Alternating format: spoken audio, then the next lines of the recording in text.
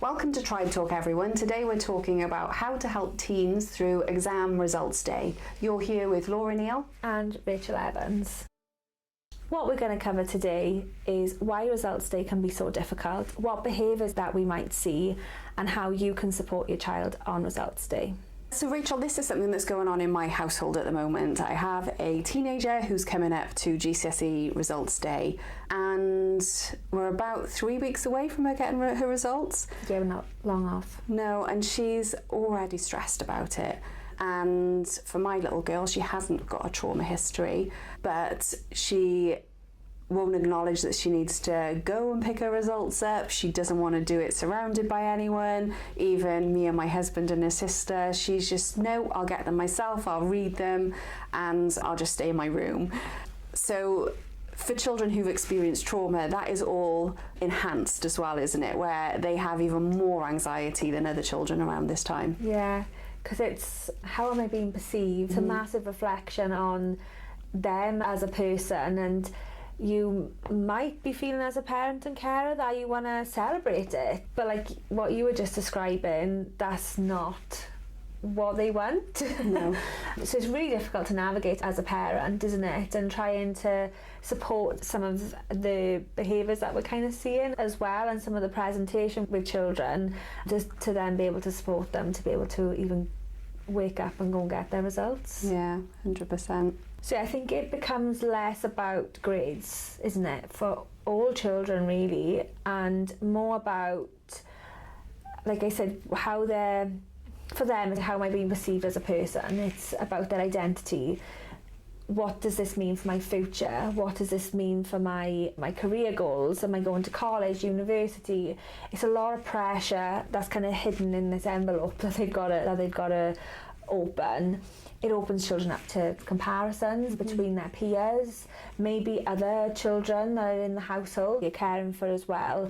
So it becomes less about the numbers and less about the grade, and more about how we support them through this time to make them feel good enough. Yeah, that comparison definitely comes in, comparison with friends, but comparison with siblings as well. Definitely something that we're experiencing at the moment. My oldest daughter is fairly academic, my youngest daughter is not academic, but they naturally compare against each other, and the oldest one doesn't always help within that situation with the younger one. Great. Where she'll say things like, I got A's, and that's not likely what my younger one is going to get, because she's got strengths in other areas. So if you've got multiple children in the house, you can also be dealing with that as well, and trying to make sure that the self-esteem of all children is supported. Yeah, and with that, you just made a really lovely point in saying my youngest has strengths in other areas, and it's about, as a parent, acknowledging that, isn't it? That you're not expecting A's, and that's okay. You can still go on and lead a really successful career in an area that you're passionate about and that you're really strong in. We're not all the same people. No. We all do very different things, and that's what makes things really good. We all bring different strengths to the table. Yeah. I think for children who've experienced trauma histories, particularly if they've had quite significant trauma histories, they've not always found the thing that the area that they have a strength in. Quite often they have a history of being knocked back, not comparing with other children, because they haven't had the experiences to be able to develop as quickly. So it might be that they just, in a lot of activities, they didn't do them at a younger age. So then when they do come to do them, they're not as advanced as other young people. Yeah. So they have to find their area that they're going to have a strength in. And lots of our children might not have found it by the time they get to GCSEs. Yeah, and yeah, you make a good point there about not having a lot of experience, but that's just from the lack of opportunities. Yeah. So especially children who have experienced significant trauma, lots of placement moves, maybe school moves, education has been disrupted. Yeah. For children who have had this linear experience of education where they've gone through each of the years, they've gone through with their peer group, lots of the children that you're caring for have not had that experience, and their education has become really disjointed, so they haven't really had the chance to really get their teeth stuck into different subjects because they've had different barriers in the way. And then it's like, oh, you're 10 and 11, let's just do all these exams. It's a really tricky time because they're already maybe on the back foot because their education has been disrupted, and that may be coupled with low self-esteem, low self-confidence. I can't sit in an exam. I'm not bright. I'm not going anywhere in life. I've worked with young people that have said that quite openly, and also had experience of not getting things right all the time. Yeah. So that can result in them not wanting to go and pick their results up, being very anxious about it, not feeling like they can achieve anything. It can lead to them having high expectations that they know they're not going to achieve, when you might not have those same expectations. You might have realistic expectations, but their view is they must have high expectations of what they think I'm going to achieve. And I can't meet that, so then they avoid it. Yeah, so it's all of these kind of things going on for a child just around one day of picking results up. Yeah. They don't know how they've done, and they're probably really scared or anxious about how they've done and how you as parents and carers will react to that. So yeah, how we kind of support them in the lead up and also on the day. Yeah. So what kind of things might we see from our children, Rachel, around this time? Yeah, I think what the parents and care is lots of children becoming withdrawn from just family life in general, especially in that lead up. So spending more time in their bedroom, maybe like ruminating or worrying about what that's going to look like, what grades they're going to have. They could even be quite oppositional maybe. I don't care about anything, and trying to sabotage what that day kind of looks like. I think there's wider sabotage as well. So it might be getting a little bit more touchy than usual around our family activities, particularly around siblings, if there's some sibling conflict there, or they don't feel that they're going to meet what their other sibling has met. So it can be that you see this more disharmony around lots of family events rather than just centred around the exam period. So withdrawn in their room, having bigger outbursts or shouting or just being more difficult to engage with and communicate. I think all of those things can come up, and it all comes from that sense of I'm worried, and sometimes low self-esteem as well. Yeah, that word touchy. It's like, just a little bit sensitive to those typical things that they would usually cope with, but it's like it's that worry on their mind. Other children then on the other side of the scale might be more reassurance seeking and just wanting to seek out more adult interaction, more reassurance, and worry is presented in that way rather than the withdrawal. It's I'm trying to seek acceptance from you prior to picking up my results, just in case. And again, it can be acceptance and reassurance around anything. It doesn't have to be centred around the exams. It can be that you're going on a holiday and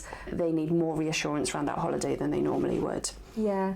So, we can see a vast array of different presentations from children. And it's just mindful that during this time in the summer holidays, it is typical to see that presentation from children. So what can we do to help? But I think it's important, like we said in the beginning, is not to have that heavy focus on the grades and the outcome of the results. It's more about your child and the lead up to even just doing exams, the amount of effort that they've put into it. It's having that acknowledgement of I'm so proud that you've tried and you've done the best that you can do, and that's all that we could ask of you as a family. So avoiding those conversations around making comparisons between siblings or other children that you're caring for that are living in the house. That's only going to reinforce internal messages to them that they're not good enough. We want to be reinforcing messages around you did a really good job. Let's celebrate that in whatever that kind of looks like. Yeah, so that acceptance, that connection, that spending time together, they might need a lot more of your time around the summer period before they get exam results. It might be that they need a lot more of your interaction to provide that reassurance during this period. Yeah, and going back to what we were saying earlier about they might be worried about those results, isn't it? What those grades actually mean and what they translate into, whether that's getting into college or a course that they wanted to go on to. But it's supporting them in understanding that you've done a really good job. I'm so proud. You can look at your options like another time. And keep that message as well, because I think the biggest thing that children that have experienced any type of trauma come back to is, I've let you down. A lot of the time it's less about what they see for their future and more about, have I met the expectations of the people around me? So making sure that if you're their attachment figure, that they know that you don't have these huge expectations. You are just content with how hard they've worked and what they've done. And sometimes that they've got 2 exams in the first place, because that might have been the overall goal is, let's just get you to them and get them done. Let's not worry about the grade. I think that's massive for children. Isn't it? If we can get children to even sit an exam, that is massive for our children. So there might be a situation that you're in as a parent and carer where you might have talked about exam results day over a period of time, and you know that even though your expectations are realistic, your child's expectations might be unrealistic, or they've got some clear goals or clear idea of what they want to achieve. So when results day doesn't really go to plan and they don't really get the grades that they want, you might find yourself in a conversation trying to support that. So what we would typically recommend in those situations, it's important to just acknowledge their emotions around that and that disappointment. I can see that you're really disappointed. I know that that's not what you expected, but I'm here to support you through that, or this is how I can help you through that, rather than comments around, it'll be fine. It'll be fine, because they're really upset, or it's not the end of the world. We don't want to minimise their emotions around that. We want to acknowledge that this is what they expected, this is not what they got, but what can we do with this information, how you can support them. So it's important to be acknowledging their feelings around that disappointment. Yeah, and validating that. Yeah, because this might come up where children haven't achieved what they've wanted to. It's important to just understand and acknowledge their emotions around it. With that said, then, it is important to celebrate the person and not the grades.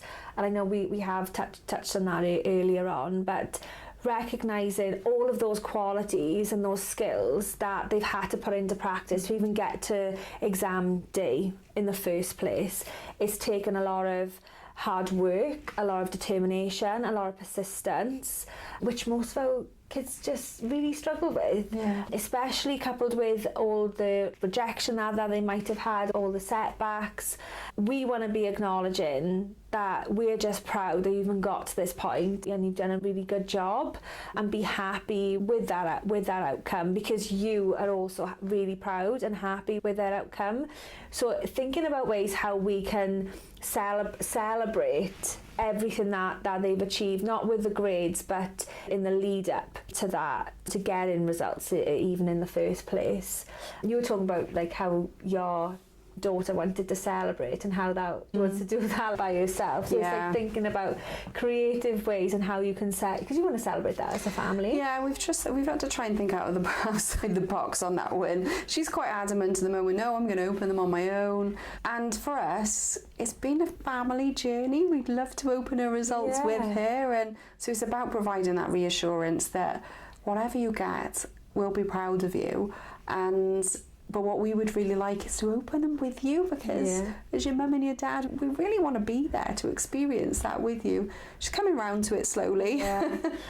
And I suppose asking children as well, we're going to celebrate. This is a big day, and we want to show you how proud we are of you.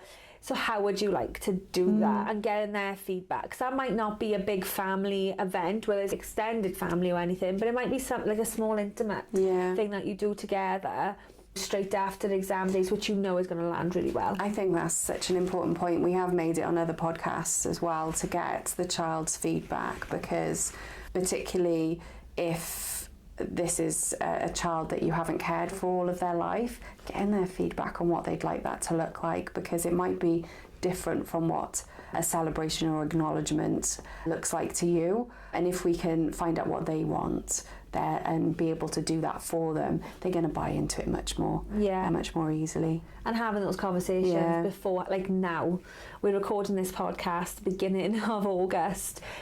Have those conversations so we know when it comes to mid-August, we know how we're celebrating, and get them to invest in those plans, because we still want to celebrate in some way, but what the young person feels most comfortable in and what's going to help build their self-esteem. So what does that look like for them? What will make them feel good and better on the day? So some simple practical tips for the day of exam results. Number one is don't bombard your child with lots of different questions. Give them the space to create the day that they want. Number two is avoid comparing with siblings or friends or other children that live with you. Those comparisons are never helpful, so always avoid doing that. Number three, have a plan for different outcomes. Have a plan for if they get the grades that they want, have a plan for if they get the grades that they don't want, and then follow through with that plan.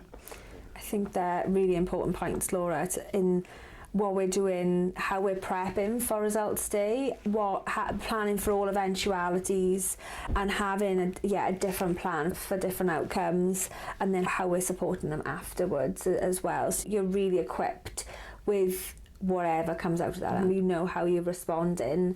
I'm going to follow our own advice here. Yeah.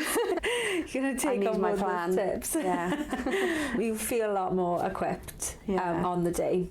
So we've had a question from a carer to finish the podcast.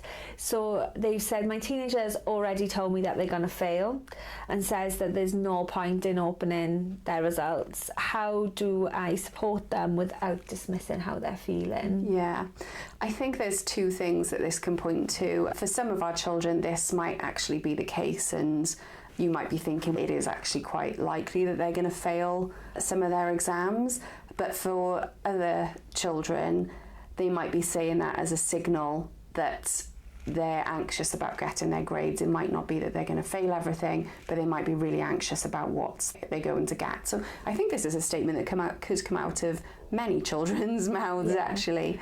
As a protection. Yeah, as a protection. Protect myself. So I think what I would first do is, that's a signal to me to acknowledge that they're feeling anxious about their results. So I would first acknowledge that anxiety and say, yes, this is a really anxious time. Particularly, I think the length of time between when you finish exams and then when you get the results, it's a couple of months. It's a long time to be sitting and waiting for those results. So acknowledge that this period is really anxiety provoking, that it's understandable and normal to be worried. And then I'd want to let them know that I'm there for them, to be able to talk through anything or there to support them. And on the day when they get their results, you'll be there to be able to support them regardless of what happens.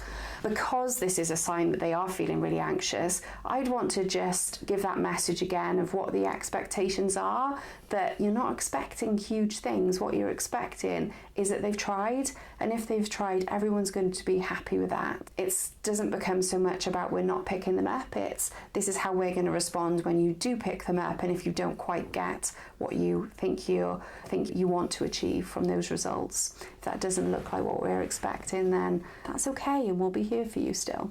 Yeah. So key takeaways from this podcast today. Exam results day can be particularly stressful and difficult for children and young people, but especially children that have experienced trauma. So expect some of those behavioural challenges in the lead up or even on the day to picking up results. and also refer back to this podcast for some of the practical strategies that we've shared. So how we can provide children with that reassurance, how we're communicating our expectations and acknowledging the effort and the determination, the resilience they've put in to even sit in the exams in the first place, and just supporting them on the day by having a plan for different eventualities. Thank you for listening. If you found this podcast helpful, then subscribe to Tribe Talk for more trauma-informed care in practice.